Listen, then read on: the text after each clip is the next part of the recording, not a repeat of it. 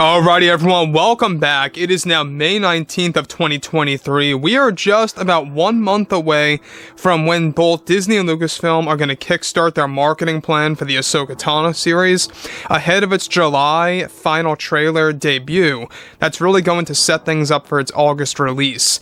And given that this project was 100% written by Dave Filoni with zero Kathleen Kennedy input, I think it's one of the best reasons as to why a lot of fans should look forward to this particular series.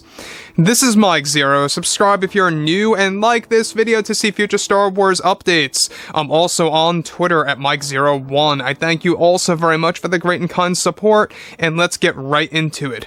Now, what's really interesting is that we know that Mark Hamill is a fan guy, and what I mean by that is he loves communicating with the fans, keeping them up to date, teasing things, making them very excited, and whatnot. Now, everybody may not agree with what he says on social media, let's be real about this, and some people are turned off by Mark, some people like Mark, and basically at the end of the day, there's no denying the fact here that Mark Hamill is one of the very few actors that actually loves Star Wars, that actually loves what the fans are made of, and how they are so passionate, and what they really love about the franchise by George.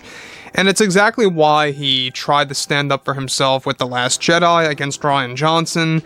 Disney tried to sabotage that and really prevent him from saying or putting out his honest words about how he felt about Luke. But moving on to the bigger point here is exactly what Mark had to say.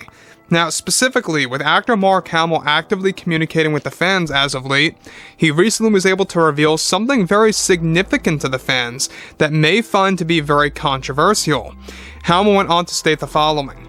Well, in the early drafts of the script for 9 that JJ was working on, I remember Kathy insisting Abrams to do something that was going to really tear the fandom apart, I think. So Kathy had this idea for Palpatine to transfer his spirit into Rey on Exegol, where the twist was going to be that the dark Rey visions that you saw in the film were actual events where Palpatine was going to turn into Rey. Essentially, Kathy kept on insisting that how cool would it be if Palpatine could embody his spirit and appear as a woman.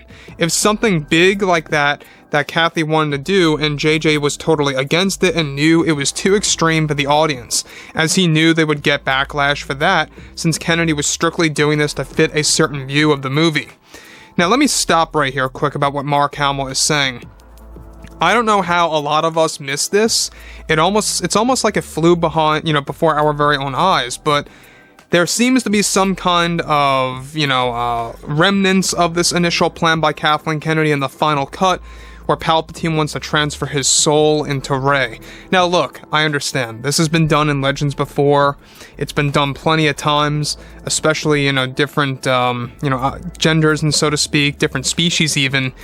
But what's interesting, though, is Kathleen Kennedy was doing this based on an agenda, which doesn't really make it right.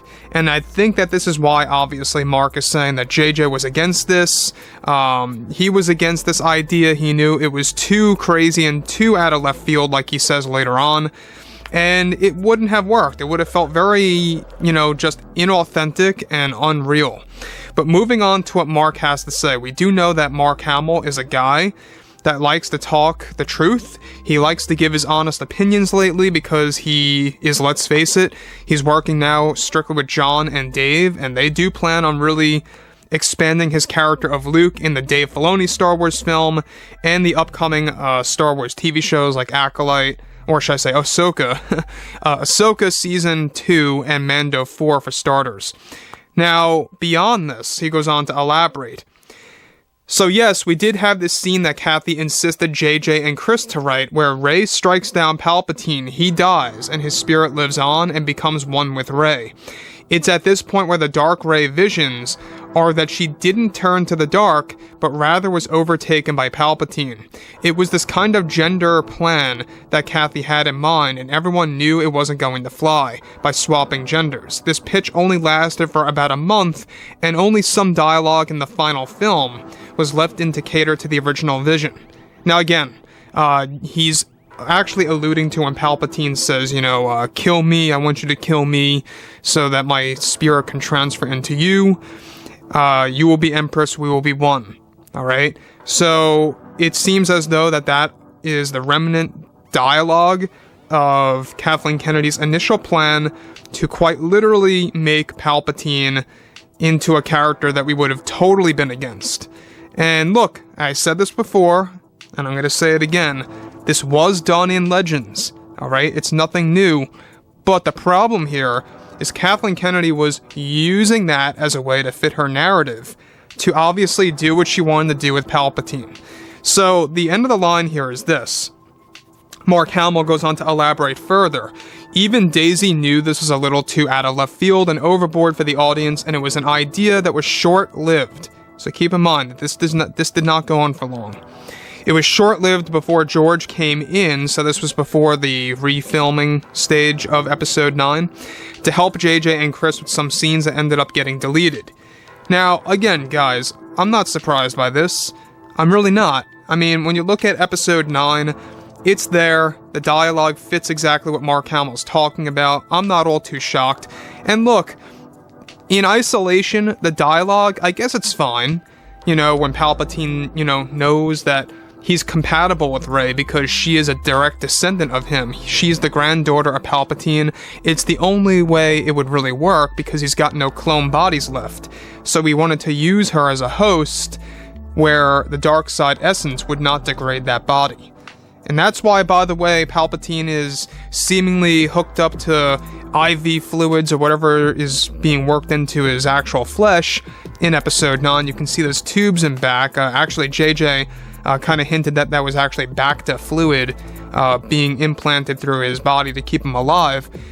But what's interesting about this is that Kathleen Kennedy went to an extreme, or at least attempted to go to an extreme, where Palpatine was going to become Rey, quite literally. Now guys, look, maybe I'm being a little, above here, or a little, overreaching, but I think fans would have been absolutely disgusted by this plan. I think fans would have walked out of the theater, where the majority of Palpatine returning and getting action was going to be done through the character of Rey, where she becomes Dark Rey, and it was going to be a moment where Ben Solo has to come in to save her, essentially. Now look, I mean, yeah, it kind of sounds cool on paper, right? Where she becomes evil and Ben Solo comes to her aid, tries to save her, stuff like that. This was an initial short-lived plan, mind you, in the earlier drafts. It did not last long. So, I would like to hear what you all have to say about this in the comments. What do you think about what Mark Hamill is saying here about Kathleen Kennedy's initial plan for Kathleen Kennedy, really just doing what she wanted to do with Palpatine and Rey, and really, going to the extreme to make this happen. I don't know about you guys, but like I said before, I think this would have definitely turned a lot of fans away, because when you have Palpatine on the big screen, you want to see that character in action, not Palpatine's spirit within Rey using that body to do the action that we all wanted to see. So anyways, guys, fill me in below in the comments what you all have to say about this, and if you guys did enjoy the content for today, make sure to drop a thumbs up on this video to support the channel, and I will catch you guys next time.